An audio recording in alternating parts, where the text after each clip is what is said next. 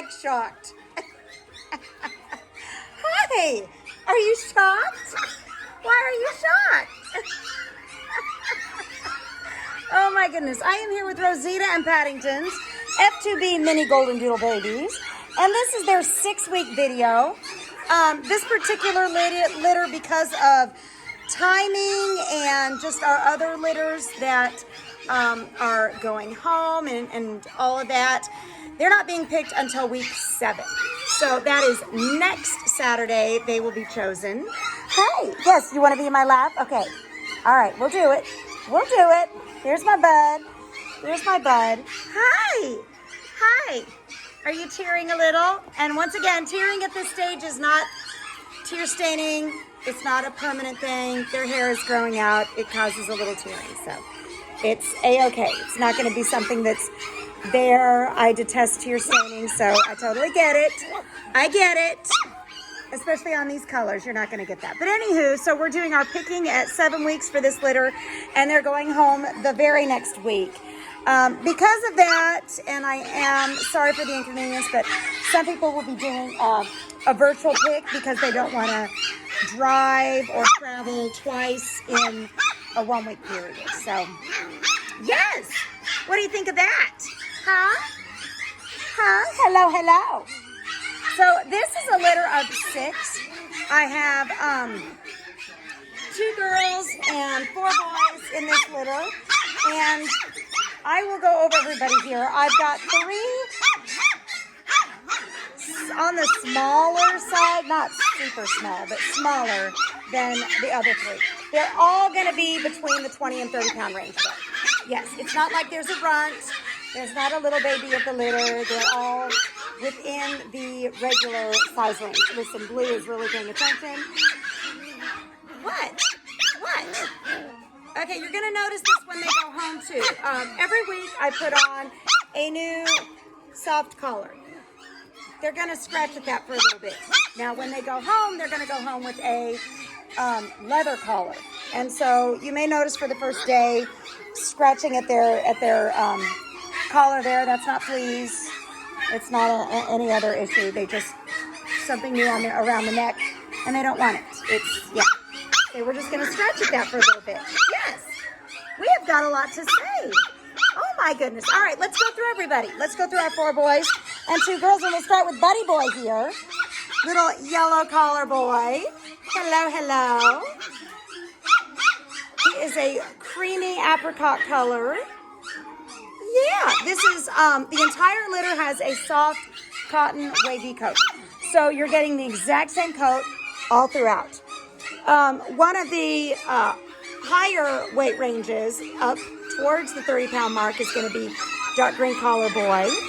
Yes, who is a light red. Hi, buddy. Hi. Well, you have nothing to say now, do you? Now that we're sitting here. Yeah. Hi.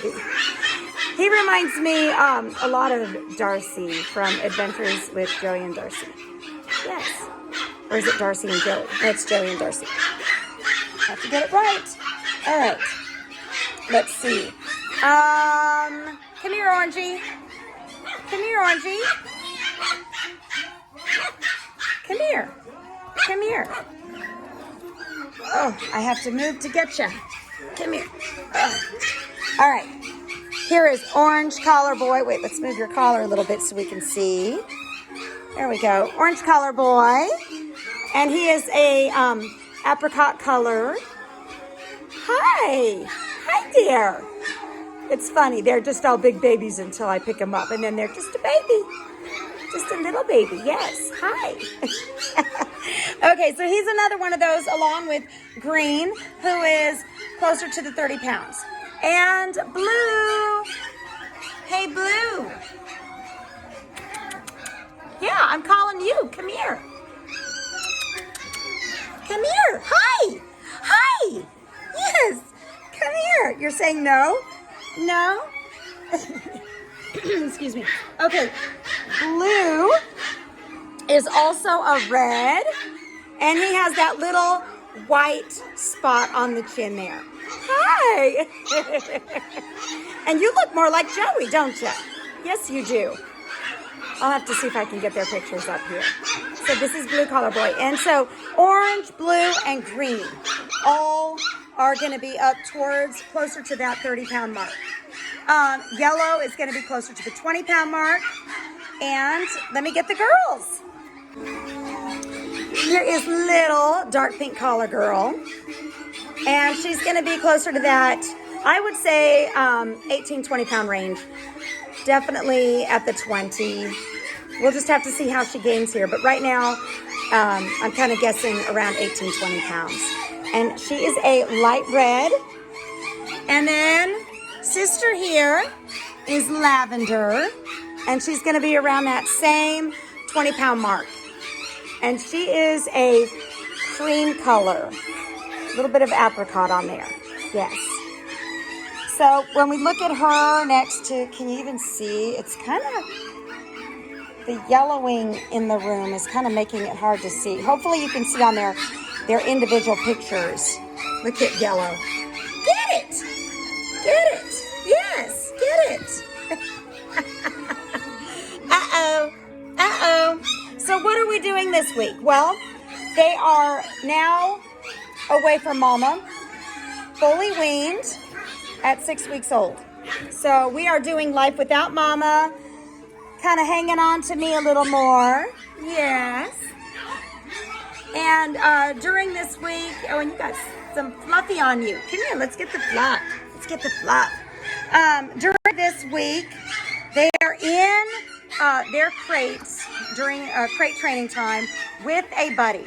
We have an even number of puppies, so everybody gets a buddy. No odd numbers here. Yeah. I have to wipe your eyes. Come here. And so we do this so that they can slowly get used to the crating idea and not have it be some kind of traumatic event. We want them to like their crates. We want them to go in them willingly. I had someone pick up their puppy this week and kind of reminded me of the Cesar Millan book that I recommend, and how, and the reason I like Cesar Millan is because he understands that a dog is a dog, and you have to treat them like a dog and train them as though they're a dog, not a person. However, the one thing that I try to remind my trainer friends is not everybody has the ability to lead a trainer's life. Some of us have kids, some of us have strict schedules, some of us have special needs children, special circumstances, jobs where we're working, and so we try to kind of tailor our training when they go home and their schedule when they go home to how it would best suit me with my kind of crazy life. Now, if you're able to do something a little more stringent, that's great. But we try to keep everybody's lifestyle in check and understand that not everybody is going to, be getting up in the middle of the night to go out to potty. Not everybody is going to do the same thing or have the ability to do the same thing. So we give you what I feel is doable. And if it is not, then you just need to check with me, and we will see if we can tailor something to your specific needs, to your specific environment or job situation or family situation. So you can still have a puppy. You can get through the puppy stages. Our goal is for you to be happy, your puppy to be happy, both of you to learn, and for you to never say, oh, what have I done? That just kind of defeats the whole purpose. So we want you to enjoy this part. And anytime there's something that comes up, whether you're frustrated or something, you can always text me. I always tell my customers, text anytime. If I sleep, I put my phone on silent. However, please don't call at like 1 a.m. or 3 a.m. because sometimes I might forget that silent. And whereas a text isn't going to wake up the whole house, a phone call will. And I still do need to actually sleep when I can. So, and I'm not going to answer the phone anyway because I'm not going to talk and wake people up at that hour. So anyways, you absolutely may text me at any time. Just please don't call at any time. Sometimes people mistaken that for calling, and I am not able to talk all the time anywhere. Even if, for instance, in here, you can hear the noise of the other puppies. It's just not a good conversation background. So anywho, back to what I was saying. So Cesar Millan talks about throwing like a treat in the kennel and coercing them into the kennel. That's really not something you should have to do with our dogs because they've been in their kennels. They've been training in their kennels. And so they will be just fine if you put them in. Now you can put them in with like a favorite chew toy or something like that. That is fine. But right now they're with a buddy, and then we slowly move them to where they're by themselves. And that way, when they're by themselves, it's not a traumatic event. And once again, this is not going to be tear staining here. This is just my hair is growing faster than my face. Yes. Anywho, so other than crate training and being weaned, yes, are you licking that? Are you licking it? Yeah. They have had another deworming preventative this week, and they will get another one before going home, and then they're ready to go. Things are going to kind of move fast here. We had our temperament testing. I am a little late getting those out. I try to get them out to you on Wednesdays at week 6, and you will definitely have those before picking. I just, we had, oh goodness, let's see. 2, 4, 6, 7, 8 lambs born over the last 48 hours. So past 48 hours plus in weather. So it's just been, yeah. Anytime there's weather events, barometric pressure changes, you can expect someone who is due to most likely give birth. And then of course, that's good migraine season. Yes. What do you think? What do you think? Although I was talking to my sister this morning, I'm a cloudy weather kind of gal because of my hemiplegic migraines. Cloudy weather is awesome. I suffer a lot in sunshine, so that's why I walk outside on a cloudy day and I say, oh, what a beautiful day. That's the kind of gal I am. The weirdos. Yes. Okay. So I'm going to let you watch them here for your temperament testing results. On there is going to be my estimated weight for everybody. Obviously, they all have the same coat type, but you're going to have the coloring. Everything that I want you to know about that puppy or that you need to know about that puppy is going to be noted on your temperament testing so that you are armed with everything you need before you choose. If you are not able to come out, then yes, we can do virtual picking, Zoom or FaceTime. Now, I'm just going to go ahead and say this. I will say this in your temperament testing email as well. But I am having another spinal surgery. I know. We're all over it. I am over it by this time. What do I have, I think it's the sun. Is it the sun or was that a smudge? I really don't know. I think we're all over the spinal surgeries. But this is actually a fairly non-invasive one, in my opinion. I chose the more non-invasive approach because just the thought of being away from my family again for as long as I was and being in the hospital, not that the hospital was bad, that was fine. I just, I would rather not have them cutting through all the muscles in the back again and going through all that. They're not going to go through the front like they did before, but I've chosen something that's a little more non-invasive. But we're doing the spinal nerve stimulator. Yes, I went through my trial. It was successful, insurance approved, or at least they said they would pay. That doesn't mean anything. Doesn't mean a thing, does it? No. Thank goodness you don't have to deal with human insurance, do you? No. Look at you. Anyway, are you going down? Oh, come on, Bubba. Come on, come play. So I will obviously be just fine for our picking, but I will be limited on puppy pick up. You guys are picking up just a few days after my procedure, and I am on a strict, I cannot tell you how many people, doctors, anybody that I know that is familiar with this particular nerve stimulator, they're all saying the same. You are restricted for 6 weeks after. No bending, lifting, twisting, pushing, pulling, all that kind of stuff.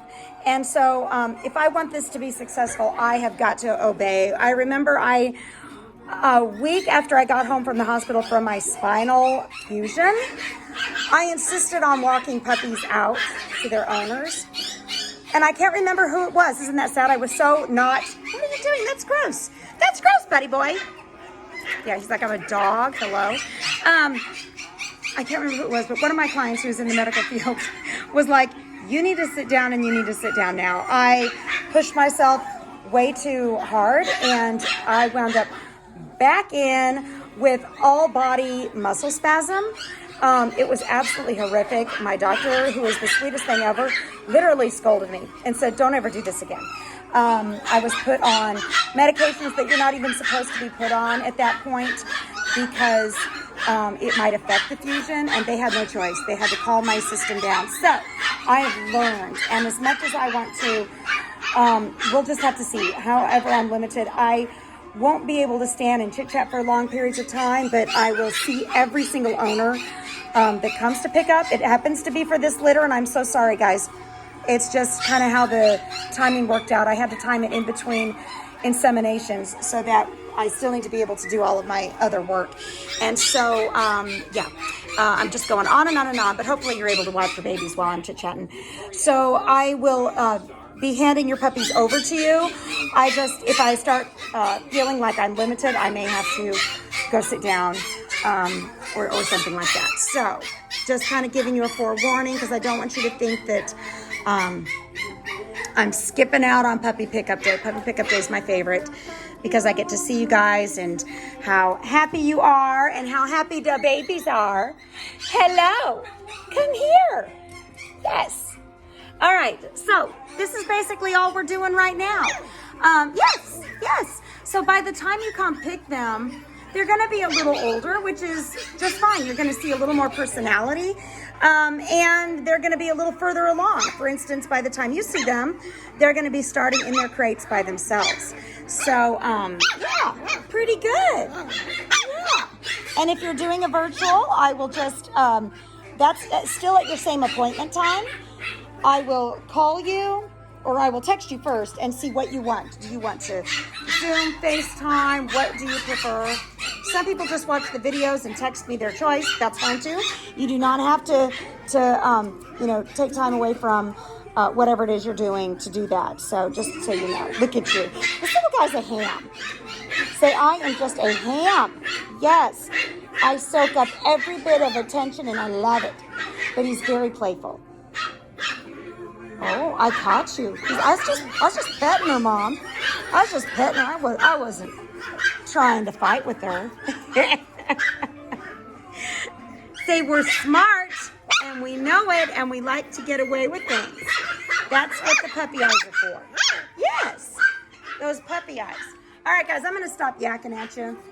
Sorry, I feel I do that every week. I just get on a tangent and go on and on and on. And a lot of it is about my health, so I apologize. So I will let you guys watch them, and we will see you at puppy picking. Say bye-bye.